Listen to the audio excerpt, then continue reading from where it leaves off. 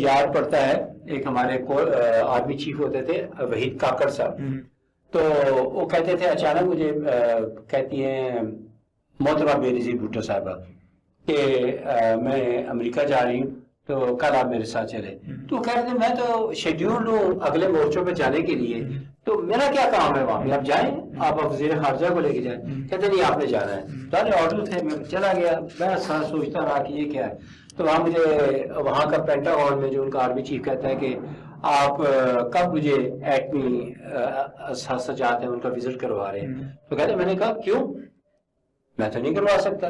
کہتے نہیں آپ کی وزیر اعظم نے ہمارے ساتھ وعدہ کیا کہ میں آپ کو ایکسیس دوں گی وہاں پہ.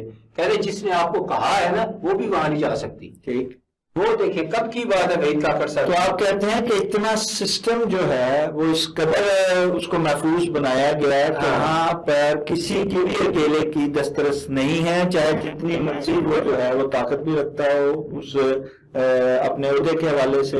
چھوٹی ساری بات کر دیجیے، چھوٹی ساری بات آپ کے ناظرین کے لیے بڑی امپورٹنٹ ہے. یہ میں نے اینک پہنی ہوئی ہے.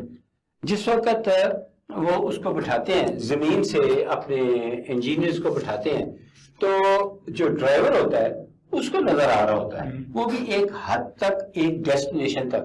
تو وہ اس کے اندر جیسے ہی فلائنگ کوچ پہ بیٹھے یا کسی گاڑی میں بیٹھے تو ان تمام انجینئرز کو گوگلز پہنا دی جاتی ہے، انہیں کچھ نظر نہیں آتا. ٹھیک ہے، انسان نظر آتے ہیں. ٹھیک، وہ ایک جگہ پہ اتاریں گے، وہ اتریں گے، انہیں کوئی پتہ نہیں ہم کہاں. تو اس لیے یہ جو بات کی جاتی ہے بڑے فخر سے کہا بھی جاتا ہے کہ دنیا ادھر کی ادھر جائے، جتنے مرضی نیو ورلڈ آرڈر آ جائیں، جتنے مرضی تعلقات کہیں سے کہیں کسی کے چلے جائیں، لیکن ہمارے اساسات جو ہیں وہ محفوظ، نہ صرف محفوظ ہیں بلکہ وہ اپنی جگہ پہ مستند بھی ہیں، ٹھیک بھی ہیں، اور ہمیشہ انشاءاللہ تعالی جو ہے وہ محفوظ ہی رہیں گے. اور جب بھی وقت ضرورت پڑے گی وہ نہ صرف پاکستان کی حفاظت کریں گے بلکہ اس مسلم امہ کی بھی حفاظت جو ہے. ایک لفظ کا اضافہ آپ اور کر لیں کہ یہ دوسروں کے لیے خطرہ بھی ہے.